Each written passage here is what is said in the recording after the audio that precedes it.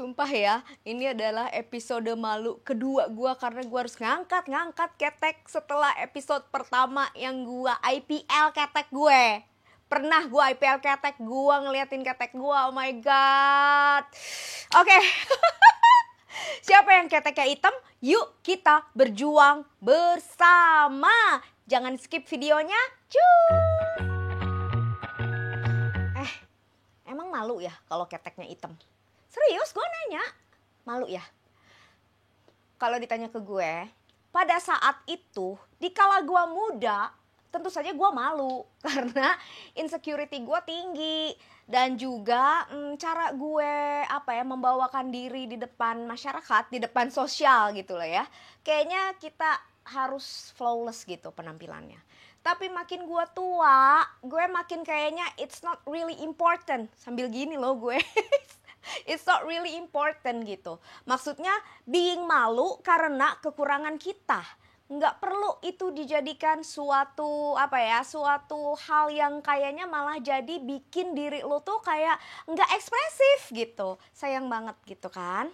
Tapi sebelum lanjut videonya, coba di subscribe dulu dong. Dan di likes, tolong di likes. Karena likes kamu itu membantu untuk dilihat sama orang-orang yang kemungkinan interestnya sama gitu. Yuk kita lanjut. Apakah ketek hitam mengganggu gua? Sekarang gua tidak merasakan itu. Gua tidak merasakan terganggu sama ketek gua yang emang warnanya juga gak akan bisa sama. Gua gak ngerti kenapa. Tapi tentu saja kalau kita mau merawat ketek itu sah-sah aja. Yang penting lu happy. Dengan ketek hitam lu happy ya fine. Bukan hitam lah ya, hitamnya di sini bukan karena jorok, dekil, kayak nggak disikat dan berdaki ya. Tapi karena pigmentasi warnanya yang emang sulit dipudarkan. Kalau memang kalian happy, doesn't matter. Tapi kalau kalian pengen melakukan sesuatu untuk membuat itu sedikit cerah, itu juga nggak ada masalah. As long as lo happy dan menerima diri lo dengan sempurna. Tapi gue ingetin, jangan sampai kayak lo stres atau insecure tingkat tinggi gara-gara kondisi badan lo yang memang nggak akan sempurna, Bo. Yuk sekarang gue akan share kira-kira ketek ini perawatannya harus gimana supaya at least bisa setingkat lebih bersih dan cerah. Ini yang kita lakukan di rumah aja, oke? Yuk masuk yuk. Nih ya, kalau kalian lihat ya, gue mau bandingin ketek kanan dan ketek kiri gue. Ini adalah ketek kiri gue. Sedikit lebih gendut, berisi, tapi dia tidak banyak garis-garisnya. Tapi inground hair gue tuh cukup banyak di daerah sini. Nah yang ini adalah ketek kanan gue, agak sedikit legok, dekok, tapi garisnya juga banyak. Dan yang ini hiperpigmentasinya lebih banyak dibandingkan yang sebelah kiri. Ini adalah legok ya, tuh.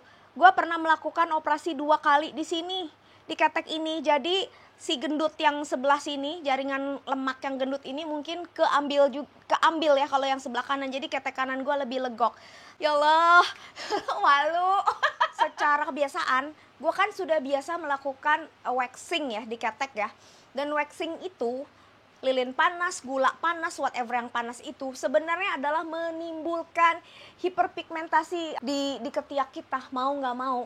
Jadi pemanasan itu membuat ketek kita hitam. Tapi juga yang membuat ketek kita hitam lainnya adalah apa? Cukuran. Gesekan dari pisau itu juga membuat kulit kita luka dan menjadi hitam. Gitu. Jadi cara yang paling aman apa dong untuk melakukan pembersihan bulu-bulu di ketiak, menghindari hitam-hitam. Katanya sih yang paling aman laser penghambat bulu atau IPL tersebut. Cuman kan nggak bisa semua orang artinya mau ya berinvestasi untuk mengeluarkan budget tertentu. Pergi ke klinik laser yang harganya 500.000 untuk si ketek ini gitu loh. Kalau waxing kan paling cuman 80.000 gitu kan dengan waxing yang aman. Nah jadi menurut gue cara tersebut semua bisa dilakukan. Mau pick cure ketek pakai sumpit lagi pinset juga nggak ada masalah. Kalau gue melakukan waxing dengan waxing yang cukup sering, seringnya gue tuh berapa sih, paling sebulan sekali lah zaman dulu gitu ya. Itu menyebabkan pertumbuhan bulu di ketiak gue nggak selebat sebelumnya. Jadi kalau setiap tumbuh bulu gue cabut pakai pinset di rumah. Itu yang gue lakukan. Sampai sekarang bener bahwa bulu ketiaknya itu, bulu ketek itu nggak gondrong lagi kayak dulu gitu loh. Dan nggak tebal-tebal lagi kayak dulu. Jadi itu bisa dilakukan. Tapi dalam berapa lama? Terus terang waktu gue melakukan waxing gue gak punya target. Oh dalam sekian bulan gue harus begini. Enggak, jadi gue emang melakukan itu aja terus. Emang jadi itu adalah standar gue untuk ngebersihin ketiak gue dari bulu-bulu. Sampai suatu hari gue sadar bahwa kok bulu gue nggak gondrong ya, bulu gue nggak tebel ya, gue kok jarang ya sekarang waxing. Kurang lebih kayak gitu. Jadi nggak usah pakai target-targetan lah, jalanin aja apa yang kamu bisa jalanin dan kemudian dilihat hasilnya. Yang kedua, tahukah kamu kalau kamu pakai deodoran pun ada beberapa ingredients yang bikin ketek jadi hitam. Zaman gue nih ya Allah. Zaman gue nih ya dulu lagi zaman puberti. Ama nyokap gue tuh kan gak seneng ya gue lagi zaman kecil tuh pakai sesuatu yang berbau chemical gitu, termasuk deodoran, termasuk skincare zaman dulu itu nyokap gue nggak bolehin, sehingga gue dikasih lah yang namanya kapur sirih, kapur sirih dan tawes ya. Kapur sirih dan tawes supaya ketek tidak bawang. Ya maksud gue gini loh, kita semua mengalami yang namanya bau badan. Itu karena kan perubahan hormon dari kecil menjadi pre-teens gitu ya. Itu pasti terjadi. Sebersih-bersihnya orang itu pasti terjadi gitu loh. Nah, tapi kan terus kita harus melihat gimana cara kita nge-tackle gitu masalah itu. Jadi, suatu hari gua sampai sangat khawatir gua bau. Kapur sirih itu kan ditumbuk halus ya. Lalu yang dipakein itu sebenarnya adalah airnya. Jadi setelah ditumbuk halus itu dia direndam air. Nah airnya itu yang dipuk-puk dioles ke ketek. Puk-puk dioles ke ketek gitu kan. Nah harusnya tuh gue melakukan itu. Tapi saking gue ngeri, gue bewong waktu itu, gue pakein si kapur sirihnya, gue oles ke ketek gue. Dan yang terjadi adalah ketek gue kebakar. Ini jadul banget, cerita jadul banget. Ayo kolom komen tulis siapa yang punya pengalaman menghindari bau ketek dengan kapur sirih dan tawes. Saya kolom komen penuhin. Anjay. Malu sendiri aing. Oke, jadi ketek gue terbakar. Otomatis setelah ketek gue terbakar ya, otomatis warna ketek gue jadi hitam dong. Ya dari situ ya gue nggak tahu cara memperbaikinya gimana. Secara gue juga kagak boleh pakai apa-apa sama nyokap gue, hohoho gitu. Nah itu adalah salah satu pengalaman masa muda gue. Semoga kalian tidak mengalami itu ya. Komplik.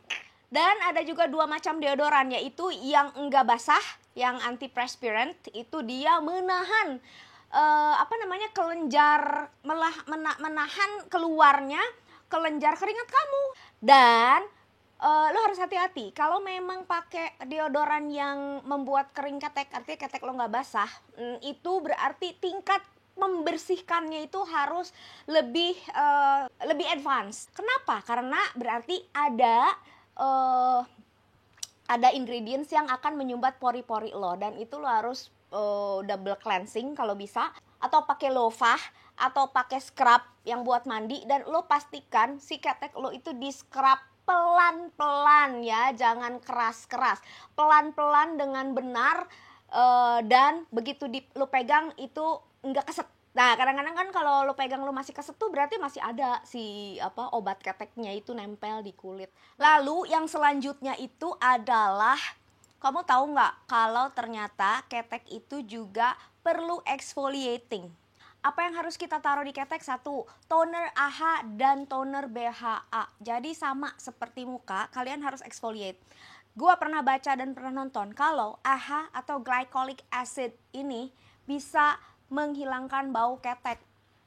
Jadi kalau misalkan lo exfoliate gitu ya, lo exfoliate-nya cukup rutin, seminggu 3 kali, pakai toner glycolic acid yang gue punya itu di Ordinary, itu bisa mengangkat sel-sel kulit mati. Kalau pakai BHA berarti dia bisa mengangkat sesuatu yang menyumbat pori-pori. Artinya kalau emang kalian pakai deodoran terus-terusan, yang residu-residu sisaan tuh bisa keangkat. Lama-lama kalian bisa nggak usah pakai si deodoran tersebut. Cobain sedikit-sedikit kalau lo parno, cobainnya pas lagi di rumah. Yang kedua, pakein serum yang mengandung melanin inhibitor yang bisa mencerahkan kulit, karena dia itu adalah menekan produksi melanin atau enzim tirosin yang membentuk melanin. Apa aja serumnya? Bisa niacinamide, bisa alpha-arbutin, bisa vitamin C, bisa hydroquinone. Yang terbaru yang mau gua bahas adalah tranexamic acid karena dia membantu pigmentasi gitu. Kok pigmentasi? Hiperpigmentasi. Jadi dipakein ya di serum itu di bawah ketek kamu. Nah, itu kan untuk warna. Tahu untuk tekstur gimana? Ada tekstur kulit ketiak yang yang titik-titik berintilan kayak kulit strawberry. Itu namanya KP atau chicken skin. Jadi pakein AHA, BHA dan lalu pakai sesuatu yang mengandung antioksidan dan lalu pakai sesuatu yang mengandung ceramides untuk menghaluskan kulitnya. Jadi, oh ya, by the way, gue melakukan peeling juga ya di ketek. Gue melakukan peeling TCA 10%. Atau gue melakukan glycolic acid atau gue melakukan lactic acid. Tapi ini hati-hati, super hati-hati. Kalau salah, kalian bisa malahan PIH atau post inflammatory hyperpigmentation. Videonya ada di sini. Karena gue juga pernah ketek gue PIH dan gue jadi kesel. Oke, gengs, mari kita glow up sama-sama. Mari kita glowing up ketek sama-sama supaya kita happy, supaya kita nggak ngerasa menganaktirikan si ketek. Tapi jangan frustasi kalau ternyata ketek kamu nggak bisa lebih baik lagi dari apa yang sekarang ada. Oke? Jangan lupa yang belum subscribe dari tadi nonton nyampe sini, thank you banget. Di like video gua, di subscribe yang udah subscribe, thank you banget. Lihat video lainnya gua di sini. Salam kulit sehat.